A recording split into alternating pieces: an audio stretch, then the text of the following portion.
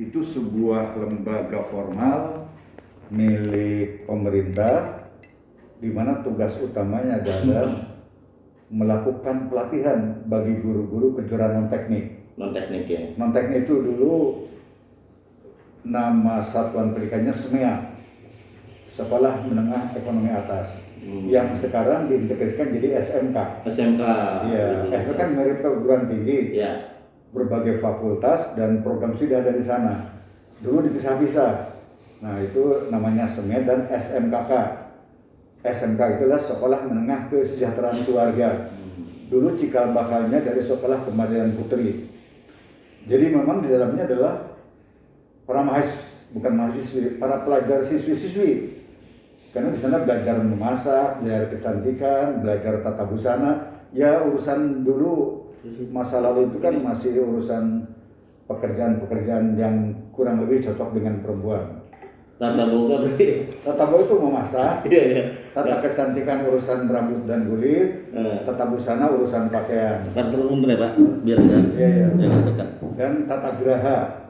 Tata geraha itu urusan penataan rumah. Rumah ya. Rumah, jadi tempat tinggal. Kayak desain gitu. Kalau desain sudah level perguruan tinggi. Oh. Ini masih level SMA. Ya mungkin tata geraha itu bagaimana menata ruangan tamu, bagaimana kamar tidur yang ideal, bagaimana ruang-ruang keluarga yang ideal dan sehat. Nah, kurang lebih seperti itu. Nah kemudian itu kan digabung menjadi SMK.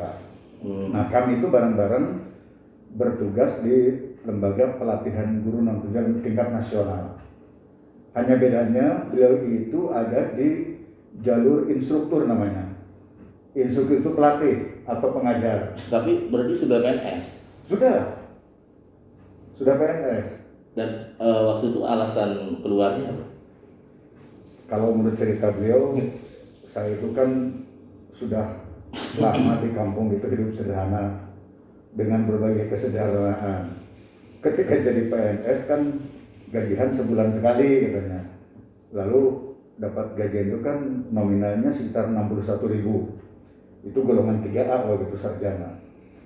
Lah kalau menungguin gaji sebulan sekali dan jumlahnya sangat kecil, memang waktu itu gaji PNS ya begitu. Walaupun dulu kami sudah dapat uang ekstra di luar gaji PNS. Kenapa? Kami terlibat dalam proyek berbantuan dari Australia, ada tambahan namanya honorer proyek. Dapat uang makan juga dan untuk transportasi. Dan itu lebih besar dari gaji pokok. Iya. Nah itu yang salah satu motif. Tapi karena beliau kan mungkin keinginannya kuat, itu tadi bukan lagi out of the box, bahkan there is no box bagi beliau. Sehingga beliau di no box ya. Jadi PNS itu sekitar 3 atau 4 tahun. Oh. Dan berani ngambil keputusan keluar dari PNS. Lah saya nggak ada pilihan lain. Kenapa? Karena tidak punya keterampilan. Berarti sebelum keluar tuh sudah punya kaki lain mungkin ya? Saya perhatikan beliau itu kan PNS-nya di tempat tadi saya ceritakan. Kemudian beliau ngajar di SMK pariwisata swasta, bahkan jadi kepala sekolah sambil berbisnis. Nah, jadi kan banyak pilihan-pilihannya. Kalau saya memang sangat konvensional, berangkat dari kampung, berbekal ijazah, memang sejak dulu ingin jadi PNS.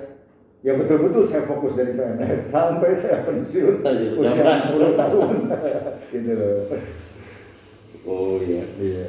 Tapi waktu sempat ambil keputusan itu kan sebagai teman dekat ya, apa sempat nyesel atau ngeluh gitu, suara-suara kecil, atau betul-betul istiqomah, fokus dan yakin bahwa keputusan saya ini memang punya masa depan buat saya sendiri gitu. Kemungkinan begitu saya tidak tahu persis. Karena kan masing-masing kesibukan. Tadi saya katakan, beliau itu tenaga instruktur atau pelatih. Saya itu di manajemen. Karena background saya di bidang kurikulum, saya itu tugasnya mendesain, mendevelop kurikulum untuk berbagai pelatihan. Untuk berbidang tadi, ada akuntansi, ada sekretaris, tata niaga, boga, busana, kecantikan, social worker, dan lain-lain. Nah, saya tugasnya adalah melakukan koordinasi, merancang program-program kegiatan. Nah, beliau adalah bagian dari eksekutor untuk pelatihan guru-guru tersebut.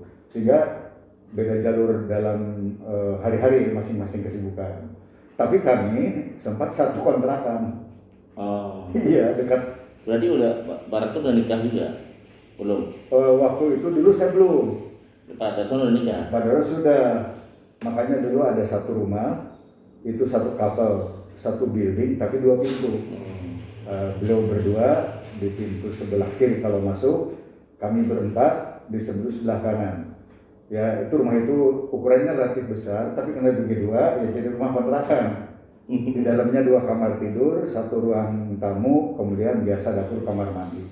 Ya untuk rumah kontrakan ya sedang-sedang lah kami itu. Lu berdua sebelum punya anak.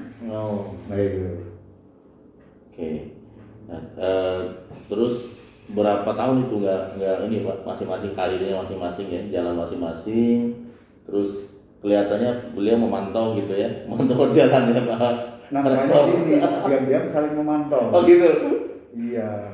Saya kan dengan istri beliau satu kantor. Oh sampai pensiun ya? Sampai maksud istri beliau tidak artinya gini. Di satu kementerian beda unit kerja. Jadi saya sempat bersama Ibu Ika, namanya Ibu Ika Puji Mediana, istri Pak Dar itu adalah satu kantor dengan saya selama 21 tahun. Lagi-lagi saya di struktural, di manajemen. Ibu Ika ada di fungsional. Yaitu instruktur tata boga, ahli masak dulu itu. Wah, terus kemarin ditunjukin freezer-freezernya semua. Iya. Jadi beliau itu adalah instruktur memasak tingkat nasional untuk guru-guru SMK pariwisata yang memiliki jurusan tata boga itu. Nah, itu sekitar 20 tahun bareng-bareng. Kemudian saya di unsur pimpinannya. Kemudian saya promosi naik jabatan. Waktu itu saya mulai dari kepala seksi naik jadi kepala bidang. Terus saya jadi pelaksana harian kepala kantor tempat pelatihan itu. Tapi resminya saya jadi Kasubdit di Senayan. Siap. Nah, oke. Baiklah. Dan itu memang selama itu Pak Dar itu sering ketemu. Kalau nganter istrinya ke kantor, ya berpapasan ya biasa saja loh, cerita sebentar pergi lagi gitu. Berarti itu sudah ada Unpam ya? Belum, waktu itu belum ada Unpam.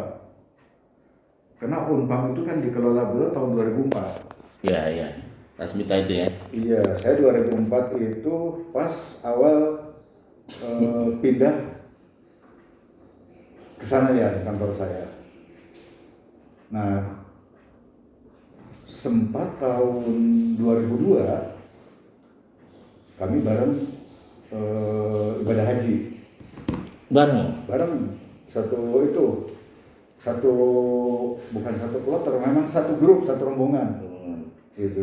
Nggak tahu beliau waktu itu entah haji yang keberapa. Yang jelas saya 2002 itu ya pertama kali ke Mekah gitu. Nah di sana ada cerita unik dan menarik gitu tentang beliau. Gimana Pak? Ini entah layak maut atau tidak. Kami kan naik haji itu bareng-bareng di kelas ekonomi. Itu yang namanya kelas ekonomi.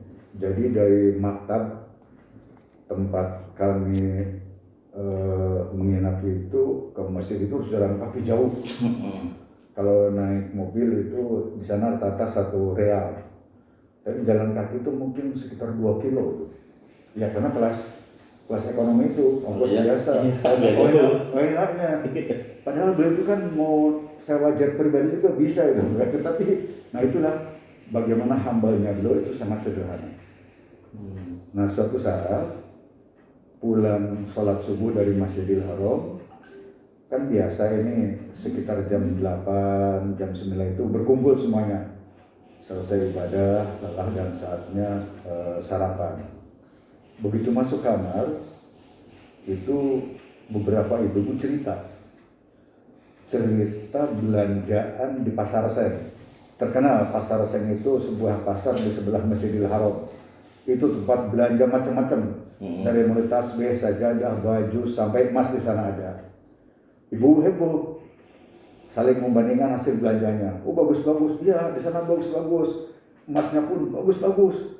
Tapi sayang ya uang kita habis ya, karena bawanya sedikit. Iya ya, coba kalau jadi istrinya Sasmita Jaya, pasti duitnya banyak katanya. Saya bilang, Bu, hati-hati, jangan kencang-kencang. Memang kenapa Pak? Itu ada orangnya di sebelah.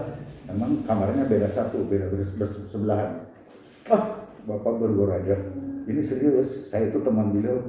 Ah, yang mana Pak? Nah itu loh, yang kemarin bagi-bagi ikan. Karena pada hari itu pulang dari masjid, mampir ke pasar, beli ikan air laut panjang. Kemudian diolah, ya istrinya kan ahli masak. Kemudian dimasak dan dibagi-bagi. Wah itu kan heboh. Oh itu ya, itu kan dibuka dengan Pak Darsono. Waktu itu berarti masak sendiri? Siapa? Yang waktu di haji itu? Berdua. Enggak, ini ya, bisa masak. Oh ya itu karena gini, kami ditinggalkan di maktab, diberikan alat-alat untuk masak bagi yang masak. Jadi ada dapur umum. Ada dapur umum. Ya mungkin belum pas memang hobinya begitu. Nah, jadi ikannya dibagi-bagi. Ah yang benar Pak, iya. Ah itu bukan pemiliknya Pak, pegawainya kali, nggak percaya itu. Iya, loh kenapa? Karena memang tampilannya tidak menunjukkan beliau itu pemilik Yayasan Sasmita. Itu saking beliau itu memang low profile. Saya bilang itu orang itu memang low profile tapi high profit. Itu ibu itu sampai nggak percaya dibilang itu pemiliknya. Akhirnya saya cerita serius, saya kenal baik sama beliau, diceritakan bla baru udah mereka terbelah. Nggak nyangka ya. Nah itu. Jadi kata pepatah, jangan lihat buku dari covernya. Betul. Tapi itu dulu ya. Kalau sekarang kan tampilan itu bagian dari marketing ya. Iya. Strategi marketing. Dan saya sendiri menganut prinsip itu. Betul. Cara saya tampil kalau itu rapi itu menghargai lingkungan. Benar. Iya. Kalau kita datang pakaian kotor dan nggak jelas kan, kita bagi saya nanti kita tidak menghargai lingkungan termasuk orangnya kan gitu. Ya walaupun dulu kan begitu, jangan lihat orang dari tampilannya, itu juga benar sih, tapi harus dua-duanya ya. Nah itu bagi saya itu unik dan agak sedikit geli dengan ibu-ibu. Ya ini segmen pertama tadi kita opening ini ya, ternyata Pak Rektor ini satu momen dengan Pak Darsono, bahkan pernah satu rumah kontrakan, hanya beda kamar Pak ya. Iya, beda pintu. Dan beliau pun menjadi saksi atas keputusan Pak Darsono untuk keluar dari PNS yang waktu itu di matanya terlalu kecil dan sudah dari dulu sederhana, sekarang juga mau sederhana lagi. Nah kita akan masuk segmen berikutnya tentang masuk ke Nobok Leadership ke Rektor dan Unpam ya. Baik.